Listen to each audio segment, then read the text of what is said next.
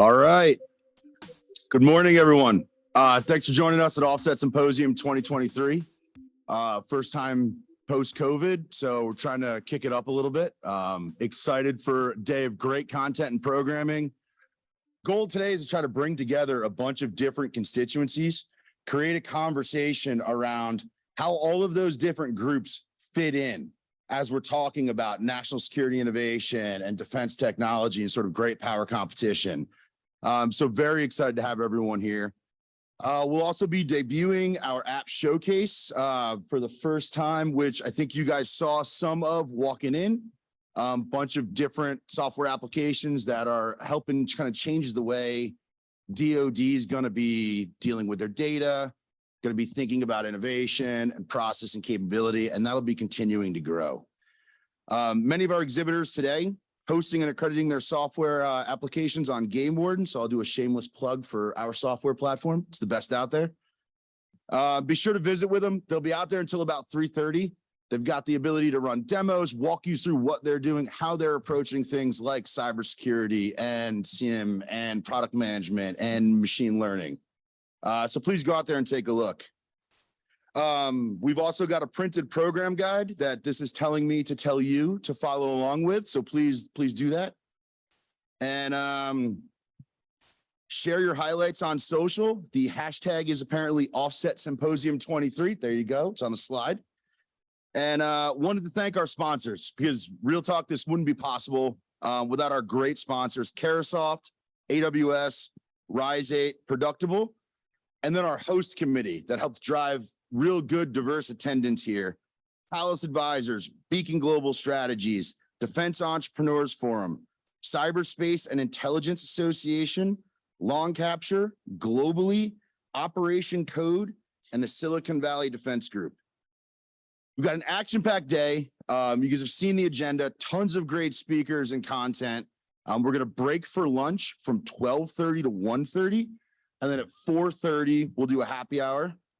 So without further ado, one and only Peter Dixon, CEO of Second Front, to get us formally kicked off. Thanks, everybody.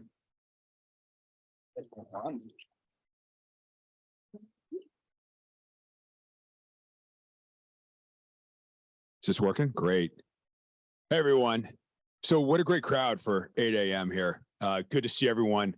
I feel like I know half the folks in the audience here. So as much as possible, I want this to be a kind of conversation today. Spend a ton of time networking and catching up with people. I was already sort of saying with somebody, this already feels a little bit like a homecoming for national security nerds. So thank you all for being here. I've got 20 minutes. I'm not going to take anywhere close to that. I'm going to talk for 5 to 10, but hopefully not have the usual things to say and wake everybody up here a little bit.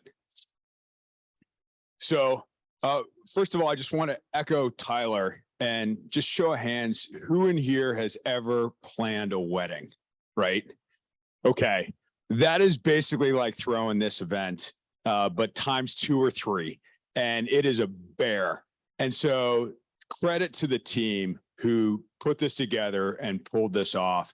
This takes a lot of really thankless work, and all of us are tremendously grateful for that team who put in the day in, day out effort to make sure that we had a phenomenal agenda here today and have a great crowd showing up. So thank you.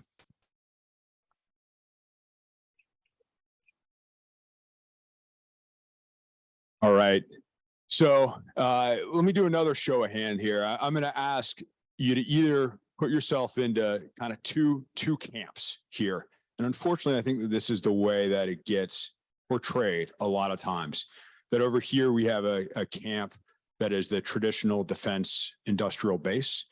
And over here, we have a camp that is the venture-backed ecosystem, right? So I'm going to force everybody to pick one. And I feel like this is often what we do in kind of this sort of dialogue. But show of hands, if you really think of yourself as being more part of the traditional defense industrial base, let me go ahead and see hands up. Great. All right. And then if you are part of what you would call the venture-backed ecosystem, right? That's everyone else. Okay. So I think a lot of times you have somebody coming from Silicon Valley, which is where I'm from, getting up on a stage like this and lecturing, even here in DC, lecturing the national security community, which I'm very proud to be a part of, as is everybody in my company. Lecturing that community that they have the answers and that they sort of have this utopian technological thinking where they are going to have billionaires backing a handful of software companies that are then going to sue their way into the traditional defense ecosystem and unseat the incumbents. Raise your hand if you've heard somebody say that, right? Is this sounding familiar? All right. One, that's never going to happen.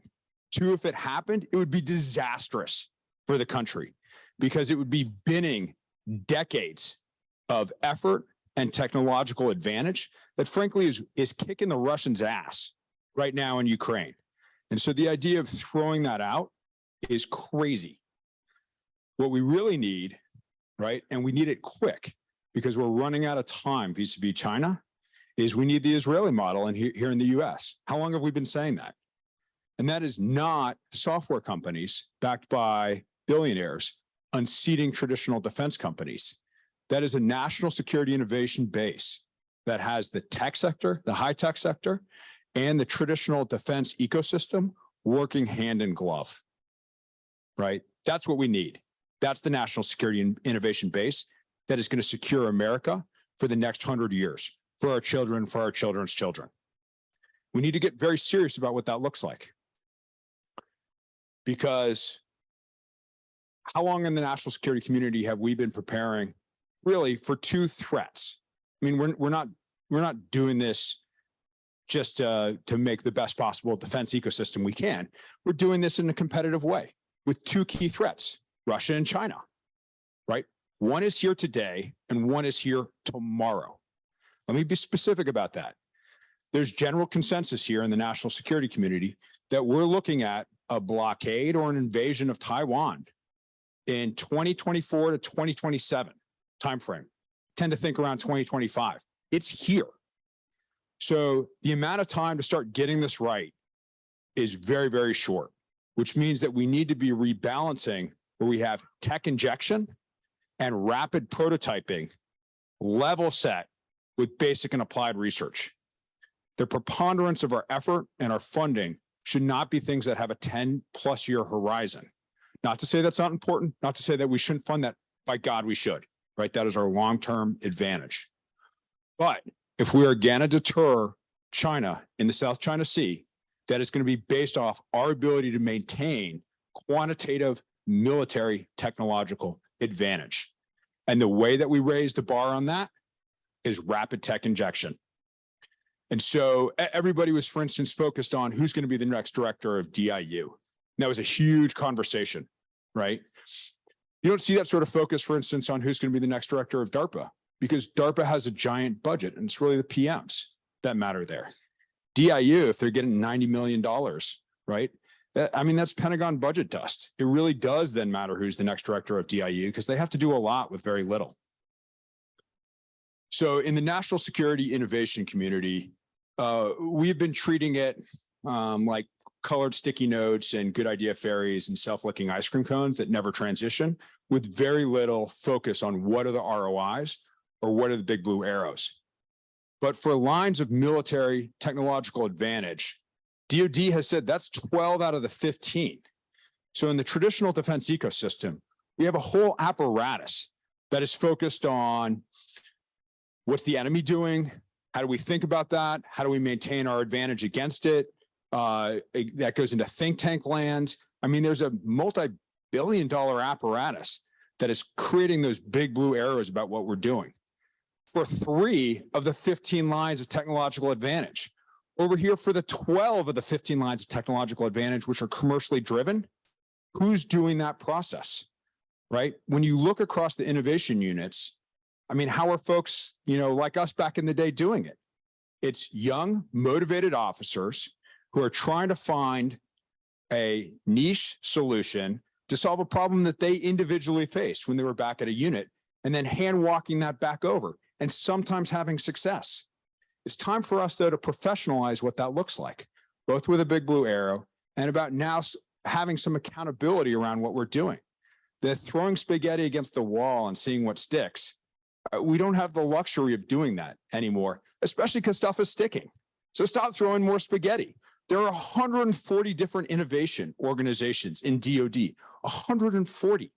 That creates a forest of mirrors for any company that is trying to engage with defense, where they can spend a ton of time talking to folks that have neither an acquisition pathway, a contracting officer, bait funds, or a path to production, right? That's terrible. Those are cul-de-sacs and bridges to nowhere. That needs to stop. We need alignment here. If now is the critical decade, which I think we all agree it is. So I would just say that right now there are 3 organizations here that are publicly releasing and pushing their metrics around what they're doing. It's Defense Innovation Unit, that's In-Q-Tel, and that's AFWERX. On the innovation side, in the traditional defense acquisition, you have plenty of great examples of companies, Big Safari, right, that are doing phenomenal innovation work that nobody ever really talks about when they talk about this sort of innovation effort. So let's just be honest here about what's working and what's not, and do the military thing, which is to weight your main effort and weight success and align other efforts behind that.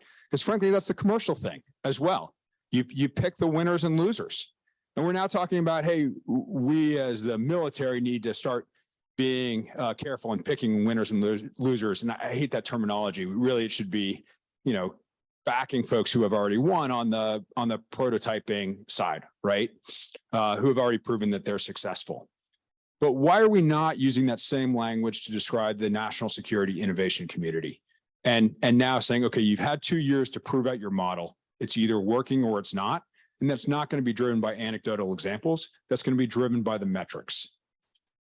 So I hope all of us here can have a nuanced conversation that is not just a time to air dirty laundry and express frustration about what's not working.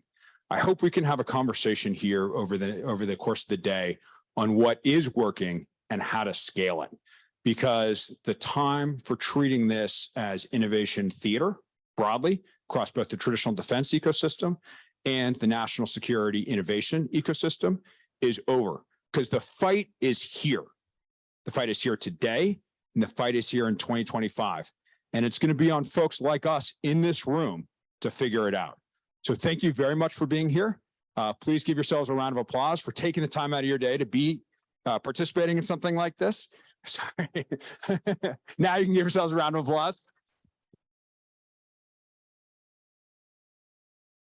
And I'm really looking forward to the conversations that we're going to have here today.